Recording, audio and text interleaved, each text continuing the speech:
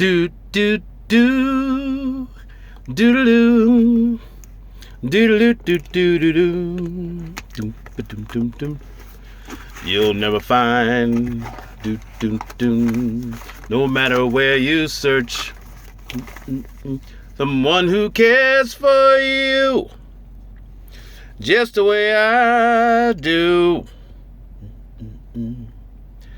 You'll never find the reason or the rhyme. Payment fee. You can keep searching and searching your whole life through. Oh, I'm not bragging on myself, baby, but I'm the one who loves you when there's no one else. No one else. Ah, dang it. You'll never find the reason or the rhyme. Can't keep searching and searching your whole life. You know, I'm pretty sure I repeated that. I try, guys. Doing an unboxing and singing a song when the box in the bag is a total pain in the butt. Whew, but we got it. We got it. What do we got here? Okay, you guys recognize this. This is the 10-ounce, 3/9 fine, Dragon versus Vikings Ultra High Relief Fantasy Round with display box. I gotta tell you something, man. This is actually a very, very fancy setup. Now think about this. Silver Game of Thrones had mentioned this. I couldn't get the dang box open because of the magnet system in it. And I'm gonna see if I can get it. Oh man, this thing is on there. Oh, jeez. It's very, very secure in this box. But finally, I can get the round out. We can take a look at it. Now, as far as I understand with these, they don't have a mintage limit on them, okay? They don't have a mintage limit on them, but they are very, very, very well made, as you can see, all right? With the detail in the ultra high relief. Look at that ultra high relief on there. Look at that. And they're hand polished. They're hand polished. Oh, there's a dragon. Trying to save her eggs from the Vikings who want breakfast. It's very, very cool, man. Very, very cool. And God, this thing it's 10 ounces. It is 10 ounces, but it's not shaped in a way that makes you think that it's 10 ounces. I am really loving this. And I love the smell of the wood box. And let's go ahead and put this,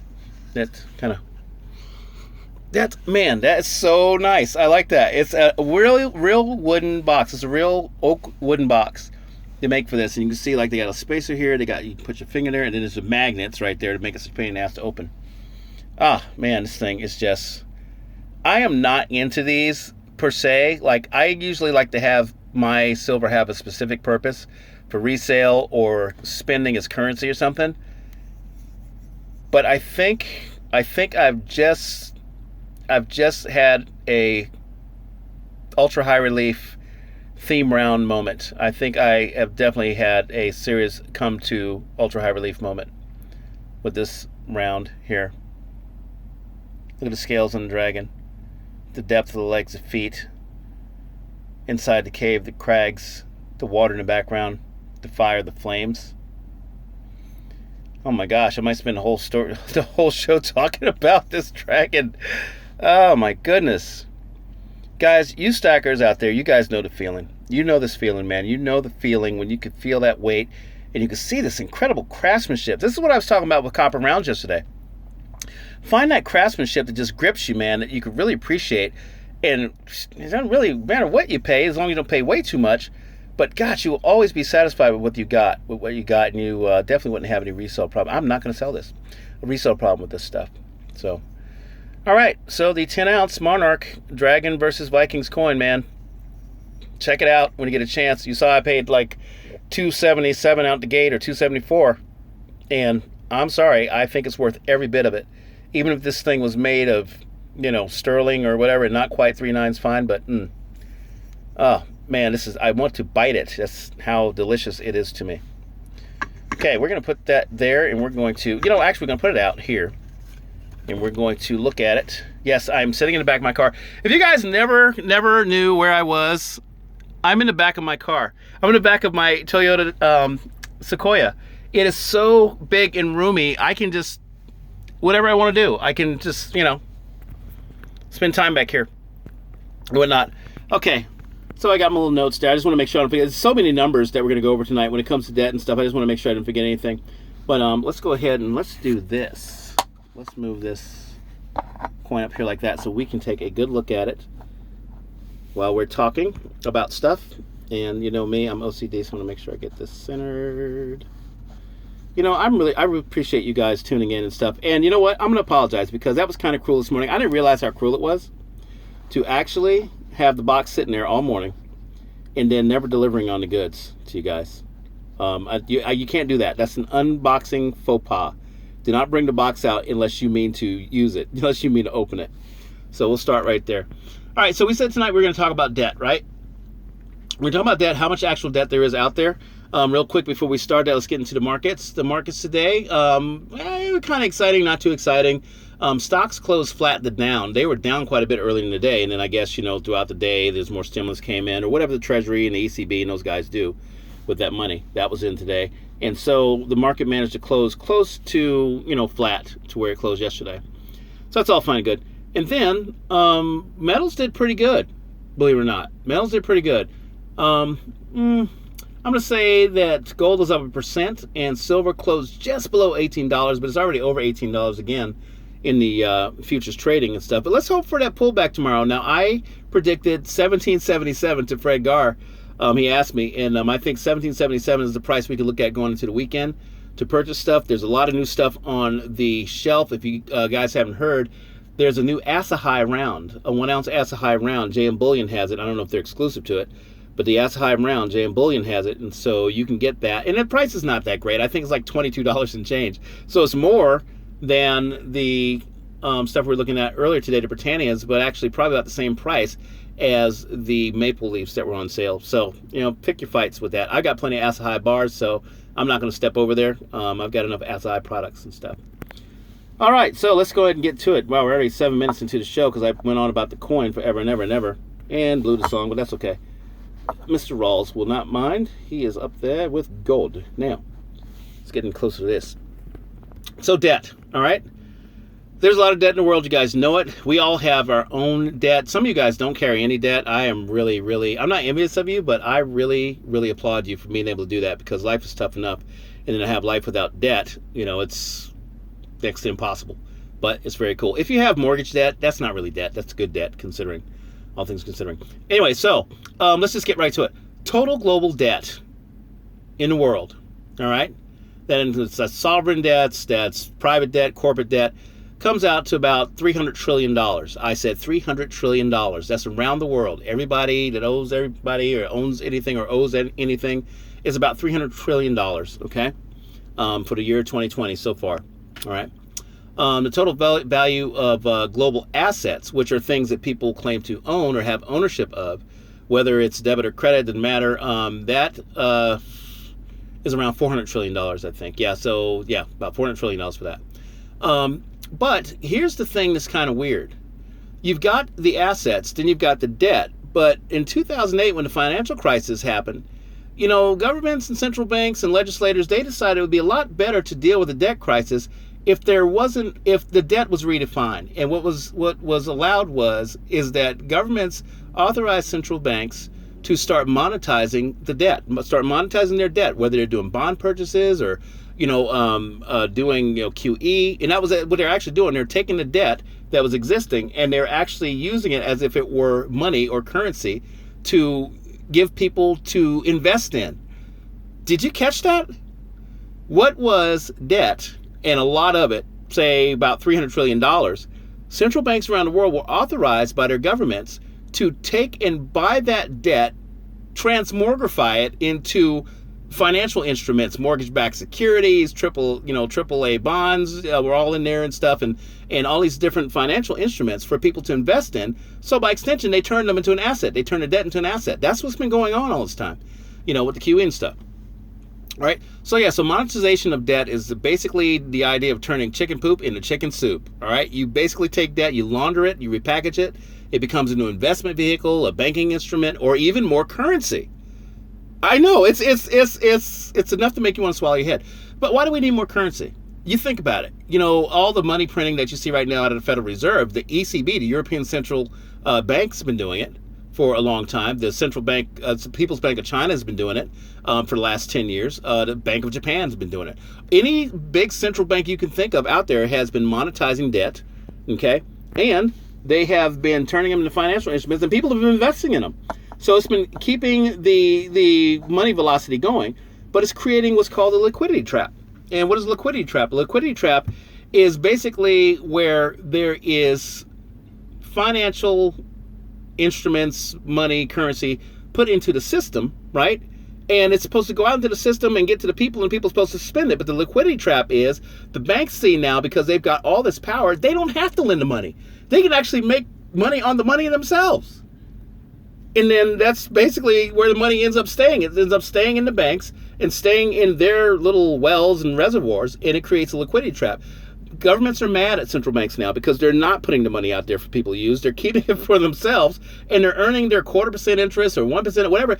And that's what negative interest rates are, by the way. Negative interest rates are when banks who are supposed to be lending money can actually make money off of the stuff they create, given authorization by the governments, because usually it's supposed to carry a penalty. If you don't get that money out there, you lose your right to monetize stuff, and you lose your right to fractional reserve lend, which we'll get into it another time. And you're supposed to actually pay interest on that money, but now they're getting paid interest to carry it, so they're keeping it. And so there's a liquidity trap. There's plenty enough money in the world, currency in the world, but they're not letting it go. So we actually have a currency crisis. Believe it or not, there is a dollar crisis, in that there is not enough dollars to go around because it's the world's reserve currency. But that includes rupees and rubles and pesos and Canadian dollars and Australian dollars and yen and yuan and all that stuff. There's not enough to go around. The money velocity is not moving fast enough. It's not getting to the people, so there's not enough to go around. It's there. It's just not getting out to where the people are. I hope that made sense. All right. So now it gets interesting. I told you that there was $400 trillion worth of assets, $300 trillion worth of debt, okay? But since you have basically monetized the debt, you essentially have $400 trillion of usable material to make into financial activity, okay? So they're not really calling it debt, but it is really debt because somebody owes somebody. I don't think anybody's ever going to pay anybody, but whatever the case. But that's not enough. That's not enough. We are talking about $700 trillion of liquidity flying around the world, right? Guys, get ready. Do you know that over the years, they have created derivatives of the instruments created by the $700 trillion of activity? Whether it is fractionally reserved lending the actual currency, the dollars and all these different currencies I told you about through the banks, they can fractionally reserve lend 99 times the amount that they receive in. If I have a check going to my bank, JP Morgan Chase, for $100, the instant it hits the bank, they're authorized to create $9,900 out of it, and then lend that money at whatever rates they lend it at, and create more currency. Okay, so they can do that with cash, but then with the financial instruments, they simply just make derivatives, facsimiles. Remember, I've got this financial instrument here, and I went and made 1,000 copies of it at the copy machine. So now I have 1,000 of these instruments, and that's basically what they've done. They made derivatives of the debt instruments that they created and called it money. Should I repeat that? The $700 trillion that they transmogrified, the $300 trillion of debt, and the $400 trillion worth of assets, which is not actually everybody's stuff. It's just whoever owns it. But they declared that because it's there and it is a asset, that they can, basically bounce off of it and create it into, a usable amount of liquidity and financial instruments. So they've done that. So we got $700 trillion of debt and assets floating around out there. There are derivatives to the tune of 10 times the amount of that. We're talking $7 quadrillion worth of derivatives based on the $700 trillion of, I don't know what the kind of money assets we're talking about, bank instruments. Yes, and there's derivatives based off of that. And hang on. The derivatives, I hear, you can check on shadowstats.com. There's a couple other places out there that, people say are questionable, but there's supposedly an entire shadow banking system that is a mirror of the one that we're living in. it is quite possible that we have 2 times the amount I just mentioned. It's possible that there is somewhere on the order of 10 to 14 quadrillion. Let me rephrase that. 10 to 14,000 trillion dollars worth of ghost asset, derivative, funny mortgage-backed security financial instruments, bank mumbo jumbo, fractional reserve lending garbage out there. That's all part of what we call a debt pyramid. And what is a debt pyramid, do you say? Now, I know a lot of you sharper stackers out there know what I'm talking about, so I'm going to go ahead and put this out here. You'll recognize this. This here is called Exler's Pyramid. Let's go ahead and get the dragon up the street here. We'll keep him over here. We'll put the pyramid there so we can take a look at it. Okay, so this is what's called a debt pyramid, and John Exter is the basically the financial guru that came up with this. And basically what he's trying to do here is he's trying to show you how the least liquid assets, the ones that are the most questionable, are at the top of the pyramid because there's more of them. And as you get into more solid assets, the amount becomes less, and so it shrinks into the inverse pyramid, inverse pyramid, on down to these different types of assets, all right? And you notice right here towards the end is paper money.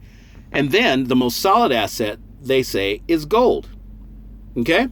Now, these numbers here, the 8 trillion, all that, this thing is old as dirt. And trust me, there's plenty more of this stuff than there is here. There's probably plenty more paper money, but the amount of gold hasn't changed too much in the last, 20 years. Not that much, maybe a little bit. But then you ask yourself, wait a minute, where's silver? Silver on here is probably going to be about right there, okay? Because there's more gold, physical gold on Earth than there is silver, all right? But here's where it gets interesting and a lot of fun. What gets interesting and a lot of fun is as this thing here starts to suffer from the debt crisis and people start leaving currencies and dollars, okay? And even bonds and treasury bills to get into something more solid. They're going to try to hurry up and transform this garbage up here into more solid assets. And everything is going to start collapsing down into this bottom here. I'm not saying everybody's going to run to gold, but these assets are going to make their way towards gold. The Warren Buffetts, the Rockefellers, the Rothschilds, the Bilderbergs, whoever you want to, cite as, the big money, the Walton family, for Pete's sake. If they've got this garbage, they're going to try to hurry up and just pummel as much of it as they can into the physical market when we start having this debt crisis, when governments start, defaulting on their debt, when credit starts freezing up, when the banks finally have to release all this crap they kept in their banks. Should have had it out here with the people, but they didn't do that. They kept it up here, and then they're going to try to dump theirs. The rich are going to try to dump theirs. It's all going to come slamming down in here like a shape charge. And if you guys don't know what a shape charge is, it is an explosive designed specifically to dig a hole in the ground. It's like a firing pin. This crap is going to come flying down into gold like a firing pin. Gold's going to go to Mars. Silver's going to be on its way to the moon, and before it takes off, it leaves the launch pad, everybody's going to try to pile into silver because it's the only thing affordable, which is why I say copper's going to have to play a role. Silver's going to become so expensive relative to copper, relative to anything else, except for gold and on up the chain, that we're going to have to use copper to absorb some of this crap. 14 quadrillion dollars worth, if my calculations are even close to accurate. We can't conceive. We're not allowed to know how much garbage there is out there. We know all these people that live in the life of Riley. Okay, there's this bourgeois, sector of the population out there. They're either running the government or running banks and all this stuff. They're able to do things and experience things, guys, we would never even dream of. Where do you think you get your Jeffrey Epsteins from? Not going to go there too deep, but you get my drift, right? Got your own island and stuff, huh? Sound familiar? Okay. So, that's all this up here. They're spending all this, but pretty soon nobody's going to want these. And they're going to try to get rid of them and turn them into these. Nobody's going to want those. Turn them into these. Nobody's going to want those. Nobody's going to want these. They're not going to want those. They're going to move into paper currency, and that's when we're going to see our hyperinflation, guys. Our hyperinflation is going to come, and the paper currency is going to start to stink up the place. It's going to take $4,000 to buy a gallon of gasoline, and we're going to move to hard money. Move to hard money, all right? Gold is going to take the most impact at first, and it's going to actually shield our silver from becoming too hot to hold, too hot to handle, okay? And at that point, we will start to see what we want to do with our assets, our silver, and our gold, and start to turn it into physical assets that we've always wanted or needed or want as legacies in our family. And so the silver down here, guys, I say numbers all the time. How much silver is going to be valued at? And so I really don't know. I mean, I know it's going to be way to hell up there. I just don't know how incremental, how fast, or anything like that. All I know is when it happens, it's going to be instant. We're going to be sleeping one night. The next morning, we're going to wake up and the market's either going to be closed, or the tickers on investing.com or Bloomberg they're going to be moving so fast, they're probably going to burn out a couple of systems. You're going to hear about people jumping out of buildings, from the banks and stuff, because all of this garbage right here is going to be declared junk. There are going to be lawsuits. There are going to be RICO charges, all this crazy stuff going on. We will not listen to the background noise. We will not listen to the background noise. We will listen to what's going on here. We will watch the value of this, the devaluation of this, come into this, and we'll be paying attention to the numbers we're posting here if we're able to find out. If not, we'll call around, look around, listen around, see what people want. And if they got something we want and we've got this and we can trade them, we need to get on it. We're not going to have a lot of time when that happens, guys. I mean, it's going to be a great time, a fun time, because we're going to be able to really, really decide what we want to do with our lives, how we want to position ourselves. But it's going to be all of us. We're actually going to be racing this against each other to try to get the distressed assets caused by the collapse of this. All right. And turn, this into, the homes or the fun things or the new currencies that will come around later down the road and stuff. Just keep some of this on hand and keep some of the silver on hand to do that. It's just going to be the craziest thing. But you got to understand, guys, there is an entire sky filled with derivatives, garbage, money, junk, garbage, currency, crap. It is absolute garbage, and it's made from junk, and it's junkier than that, and it's coming down out of the sky. It's going to start raining down. It's so hard you won't be able to see into these different levels, and then these levels are going to explode, pop, come into the paper currencies. We're going to see actual price inflation like you've never, ever even imagined. And at that point, we need to be looking at how we can leverage our hard money to get the things we actually need, and probably actually go into hiding for a little bit after that. If you remember my story from a few weeks ago when we did the World Stackers Party Tour, it was about that. It was about going through an anger phase. When this is not working, people get really, really upset, and they want to know how they can make their lives work. Well, we'll have a way to make our lives work. We just got to be cool about it. You can't be running around bragging what you got. You can't be, getting yourself a brand new, Bentley SUV, after you've been driving a Toyota Corolla for so long. People are going to figure out what's going on. We just got to play it cool. We got to play it cool because our time's coming. And that's not going to be the first shopping spree, by the way. That's going to be the initial out the gate thing where you're trying to hurry up and position, like, say, 10% or 15 or 20% of your position to get some essential things, to get some nice things that are really distressed. If you see the opportunity, we'll talk to each other about it. But it's also going to be a chance for you to position the rest of your stack to start buying stuff once things calm down. And everybody's trying to get out of assets they either can't afford to hold, don't own. And the bank's going to be part of that. The bank's going to be selling homes and stuff too for dirt cheap, because they're going to try to liquidate under lawsuits. They're going to try to, do Chapter 11, and all those properties and stuff are going to be sitting there. There going to be cars sitting on the lots. There's going to be opportunities to, score, shares or stakes in, leisure chains, be it cruises, be it, any of stuff like this. So it's just, basically the stuff we're going to be going after. And oh man, I got a little carried away there, but I hope you guys understand what I'm saying when I talk about the inverse liquidity pyramid collapsing in on itself and coming down into this firing pin called gold, and gold firing the shot called silver into the new economy. And good Lord, it just 4 ounces to your name. It's no bullshit. Hey, Silver Game of Thrones, no bullshit. No, it is not, guys. I'm telling you, it is mind-blowing. Like I said, I get so excited about it because I know how it's going to turn out. I just can't tell you the timelines it's going to happen. I will be on the line. I'll be on the horn talking about what I think is going to happen. And when the big numbers and the big events start happening, we'll just be yammering at each other and trying to keep each other abreast of what we see, like we do when we shop and stuff. All right, guys. Whew, man, got long on this, got preachy on this, got excited. But you know what? It's worth it. It's worth it. You guys are worth it. Silver's worth it. The world's worth it, and our legacy and our future as humans is worth it. We need to do everything we can to make sure those that created this crap don't continue to run it. we can run it with sound money. Doing good things like good people do. Holy moly, I'm shaking between the beauty of this coin and the length of this video. All right, guys, Silver5150 here telling you that your stack is not whack, right? Don't steal the dragon's eggs, okay? That's going to make a really good omelet.